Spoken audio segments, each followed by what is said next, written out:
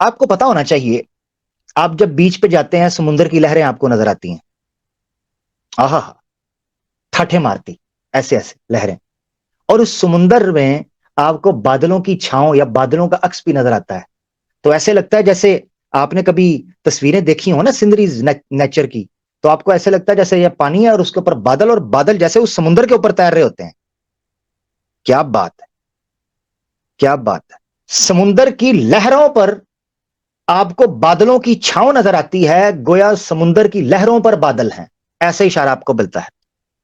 مگر یہ تو آنکھ سے نظر آتا ہے، اس میں بڑی بات کیا تھی؟ مگر کیا خبر تھی کہ آنے والے وقت میں یہ چیز پتا چلے گی کہ گہرے سمندروں کے نیچے بھی ویوز ہوتی ہیں. جب آپ گہرے سمندر میں اترتے ہیں تو کئی کئی میٹرز نیچے 600 فٹ 200 فٹ کی لہریں، ویوز آپس میں کرش کر رہی ہوتی ہیں، ایک دوسرے کو بڑھ رہی ہوتی ہیں. ایک اسے خبر تھی. اب جو آپ کے سامنے میں آرٹیکل رکھنے لگا ہوں، صرف اس کا ٹائٹل ہی اوئے ہوئے مزہ کرا دیا. اس کے ٹائٹل نے، ذرا ٹائٹل دیکھیے گا. اوشین ایک سائٹ ہے جو کہ ووڈز ہول اوشینوگرافک انسٹیٹیوشن ہے، ان کا یہ آرٹیکل آپ کے سامنے ہے دسمبر 18 2014 سے. The waves within the waves. کیسا ٹائٹل ہے؟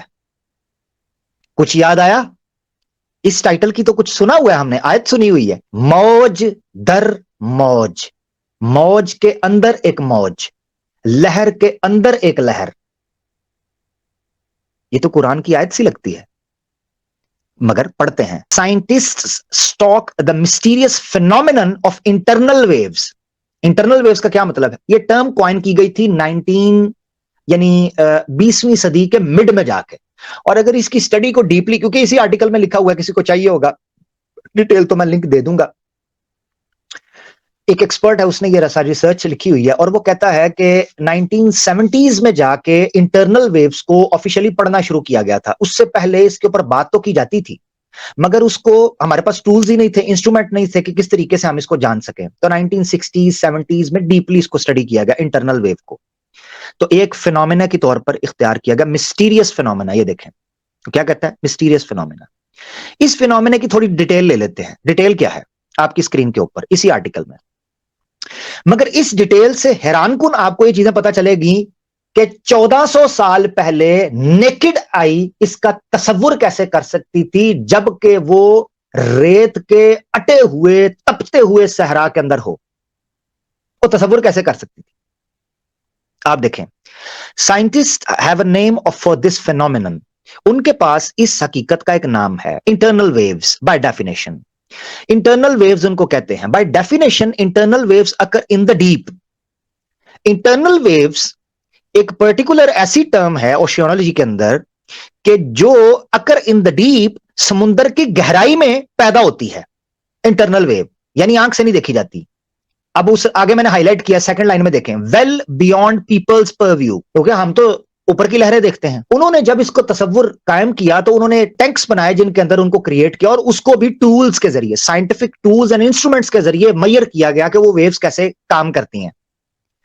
مگر اگلا جملہ سنیے گا، but out in the wild they are, یعنی وائلڈ کا مطلب ہے نیچر کے ساتھ، یعنی without an instrument, they are as elusive as a white horse in a سنو اسٹارم.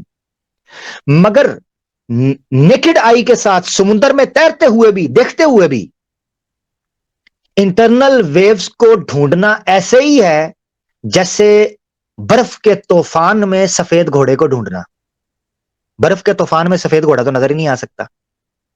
تو گویا ایسے ہی ہے جیسے کہ آپ کالی رات میں کالے نقطے کو تلاش کر رہے ہیں. تو کیسے کریں گے؟ نہیں کر سکتے. اویٹنگ گیم، آگے وہ کیا لکھتے ہیں؟ وہ کہتے ہیں to spot an internal wave. یہ میں اس لیے بتا رہا ہوں کہ پہلے یہ بات سمجھ آ جائے کہ 1400 سال پہلے تو کیا، کئی 100 200 سال پہلے بھی نیکڈ آئی کے ساتھ کو بندہ ان کو گراسپ کر ہی نہیں سکتا تھا، اس کانسیپٹ کو لے ہی نہیں سکتا تھا. تو وہ کیا کہتے ہیں؟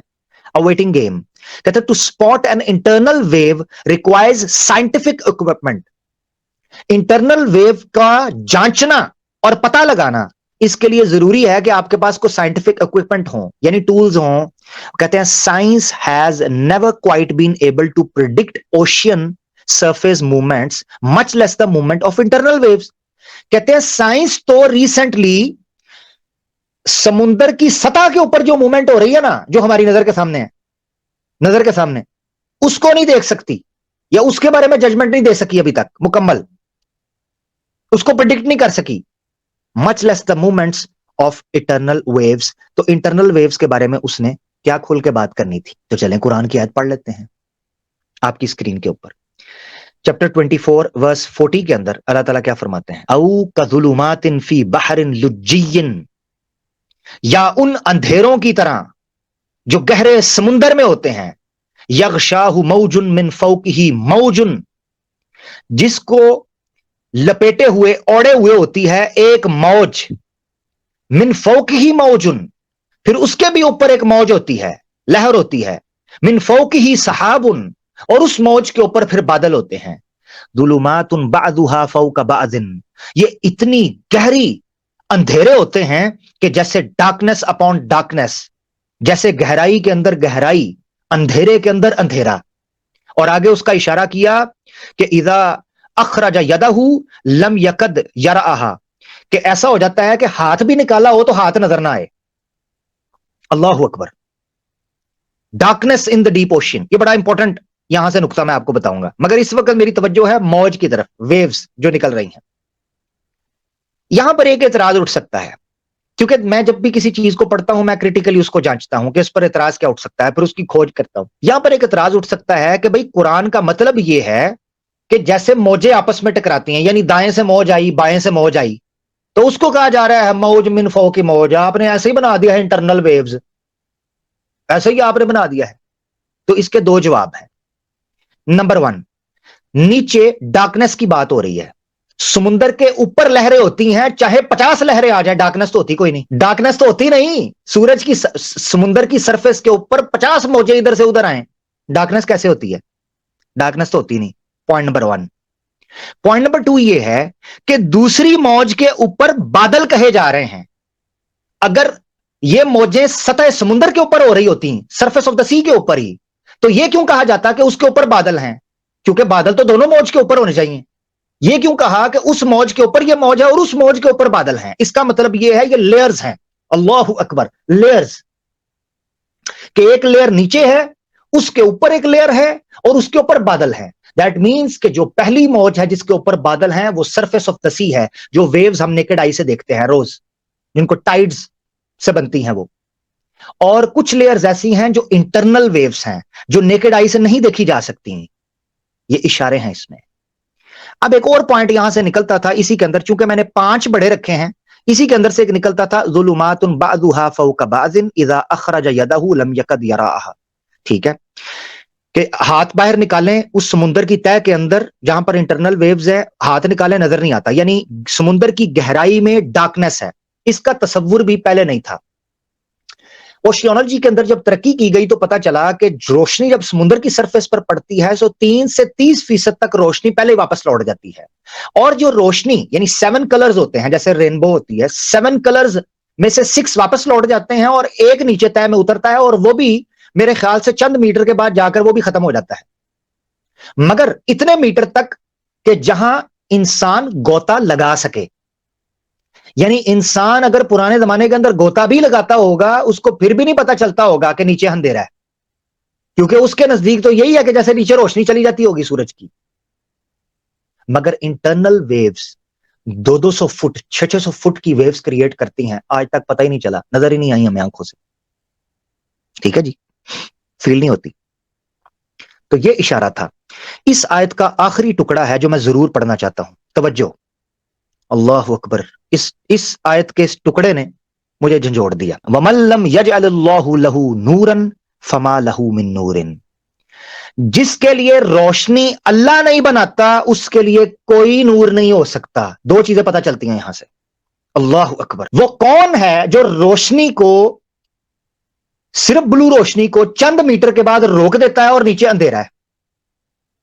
क्योंकि अल्लाह जिसको रोशनी नहीं देना चाहता उसको नहीं देता।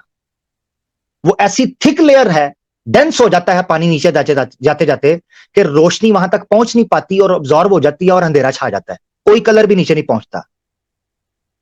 اللہ اکبر. اور دوسرا نقطہ, جو اللہ اس چیز پر قادر ہے کہ نظر آنے والی روشنی کو روک کر اندھیرا قائم کر دے, تو پھر اسی سے نور کی دعا کرو, اے میرے مولا ہمارے قدموں کو منور کر دے, تو نور دینے والا ہے, اللہ کے علاوہ کوئی ہدایت کا نور نہیں جاری کر سکتا.